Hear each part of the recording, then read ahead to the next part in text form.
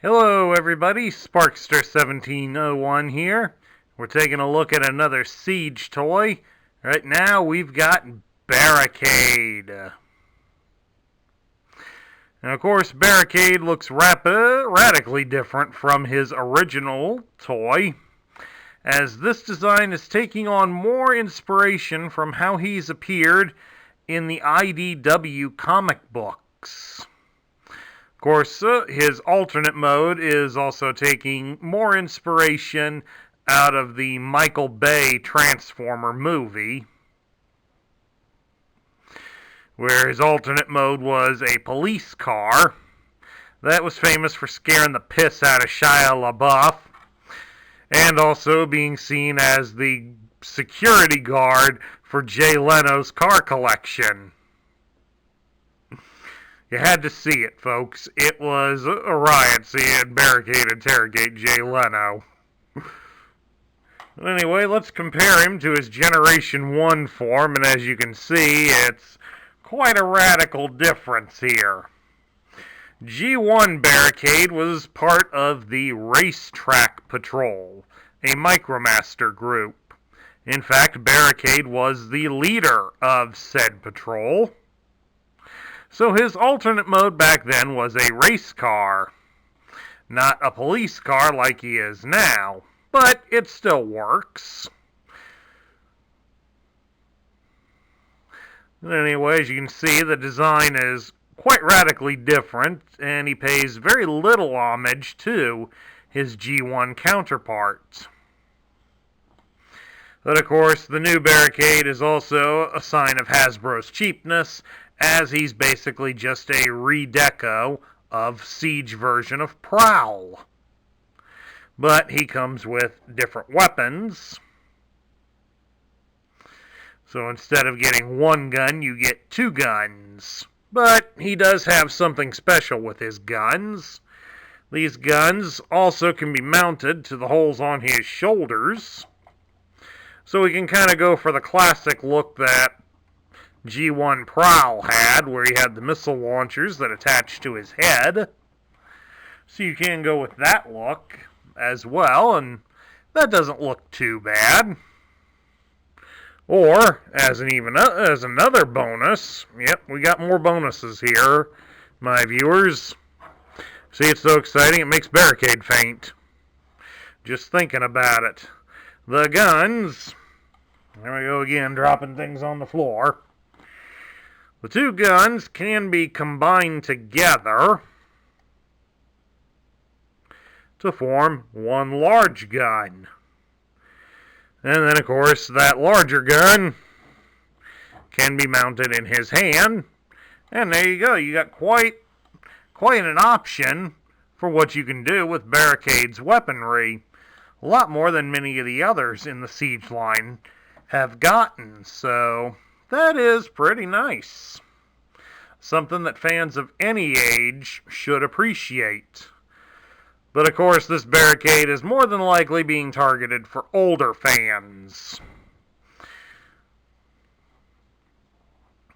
As I've recently heard from fellow Transformers reviewer and informant, Rodimus Primal, he'll be damned if he's going to let the FTC and YouTube dictate how his channel is relegated, and I'm with him on that. So Rodimus, you've got a follower here. Anyway, let's take a look at how Barricade G1 could be moved. You could rotate Barricade's arm at the shoulder all the way. That was basically much of what you could do with any of them. You could also bend his legs at the hip about 90 degrees, and you could bend him at the knees, so he could look like he was sitting down. Downside was that you had to do it with both of them. The way they were designed, both legs had to move simultaneously. And then now, after we've moved him around, he will not stand up. Where the heck with you. For this version of Barricade, we got considerably more. He can turn his head from side to side, and he can look up and down a little bit. We can raise his arm at the shoulder, about so far. And if we move the door behind him, he can rotate his arm all the way around at the shoulder. He does have a hinge at the elbow, so you can bend his arm at the elbow. He also does have a swivel at the bicep. So he, like many of the others, has the G.I. Joe swivel arm battle grip. His legs can do a full splits at the hip. Of course, he also can be turned at the waist. He can also raise his leg up at the hip about 90 degrees, and he can bend at the knee considerably more than 90 degrees. Plus, of course, his feet do pivot out to the sides, so you do have a wide range of motion to set up Barricade to be in.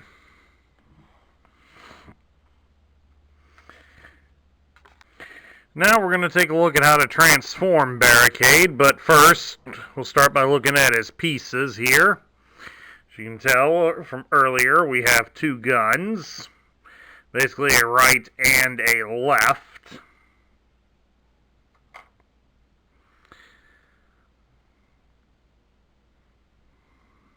And of course, it's a little more open on the opposite side. And I'd tell you what these guns are exactly, but some dickhead at Hasbro decided it'd be more fun to print the instructions in Cybertronian instead of in readable Earth language. So apparently you need a smartphone app or something. And since I don't have one, smartphone that is, I can't read it. So if there's anybody from Hasbro watching, this was a stupid idea to introduce late in the line, and please don't do it again. And of course, we also have one other piece for Barricade, and that will be his Lightbar.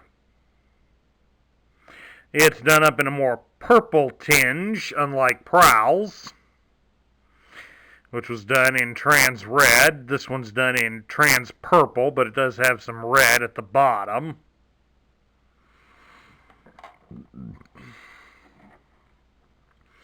But at any rate, to transform Barricade, he's just like Prowl.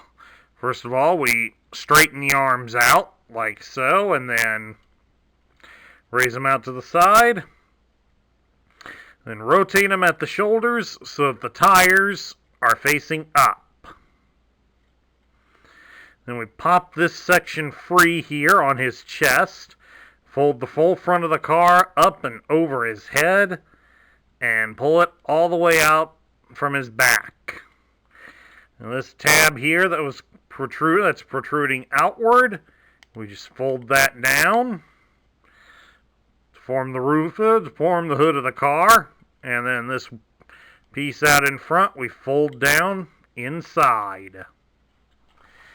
And now down here, we're going to rotate him at the hips all the way around. I'm going to take a look here at his legs. I'm going to fold the feet down, like so. And then get the legs together, and then fold them up against his body, like that. Then we just angle in the upper body to line up the purple windscreen, like such. And now we'll close the doors. The doors have a couple of posts here on the side, and they should line up with the holes along the side of Barricade. So try to get those lined up and in to secure him together, like so. Then, of course, now we fold the wheel sections down, like that, and then fold the arms into the underbody. And then, of course, now to complete the police car look, we gotta add in the Lightbar. Now, of course, combined, the guns can be mounted in the Lightbar, but it doesn't really look right due to the way the post is designed.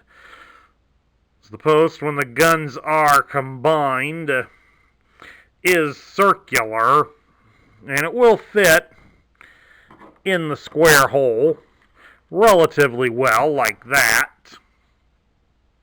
It would be nice, but it doesn't really work too well. I kind of prefer to mount the guns right here on the hood of the car. Now, that'd be a sight you wouldn't want to see in your own rearview mirror, the side of a police car with a couple of guns mounted on it. That definitely would get you to pull over. Of course, how well does the car roll? It rolls great. Rolls very good. And of course, you can also see here along the sides of the front bumpers here, there's some silver paint scuffed on. Make it look like that Barricade's executed a few pit maneuvers. Now, of course, how does he look? How does his G1 form look? Well, there you go. A miniature Cybertronian-style Formula One racing car. Quite a considerable change. Of course, now we get down to my thoughts. What do I think of the Siege version of Barricade? Truth be told, I kind of like it. It does take a relatively obscure character from the Generation 1 line and bring him back up into the forefront, primarily due to Michael Bay's movie. So we'll have to give some credit to Michael Bay. God, that's hard to say. But we do owe, I have said it before, we do owe a fair amount to him because of how popular these movies have been. We may not have liked them, but a fair amount of the general public did. And that helped bring back interest in the Transformers toy line in general. That's why we still have the toys today. That's why we are still getting new toys. And since we know that the War for Cybertron is a 3-part saga, and Part 2, Earthrise, is coming out next year in 2020, we have at least until 2021 to hope Hasbro doesn't screw this up. Or Paramount with their next movie. So after all, they're still trying to get a few of the other of their toy lines going. G.I. Joe keeps fumbling the ball, so hopefully with Snake Eyes, they can get going and share the same success. I never grew up playing with G.I. Joes as a kid, but I was a fan of the cartoon, and I am something of a part of their community. And I do enjoy hanging out with them. They're not bad people. There are a lot of good people involved in that. Hello to all of you that have been on the live streams every Tuesday night. But at any rate, this is a nice toy to bring an obscure character back into the mainstream. My biggest gripe about it is, of course, it's a repaint. Hasbro likes to go cheap on these, and from a business perspective, I can understand it, but it also works against them due to the fact that it shows a lack of imagination. I mean, I do enjoy the fact they did give him the dual guns here, but why didn't they give those to Prowl as well? In fact, the only one that has the rifle and shoulder cannon combo that the G1 toys had is Blue Streak, and he's a Walmart exclusive. But all in all, I'm still going to put Barricade in the middle tier. He's not bad enough to be a bottom tier toy by any stretch, but some of the laziness that went into this certainly is going to keep him from being in the top tier. Of course, we're going with the design in general, and of course, this stupid thing here on the instructions. Anyway, that concludes my review of the Siege version of Barricade. I hope you all enjoyed it. If you like the video, drop me a thumbs up here on YouTube. If you're new to the channel, please hit the subscribe button and join in our ranks.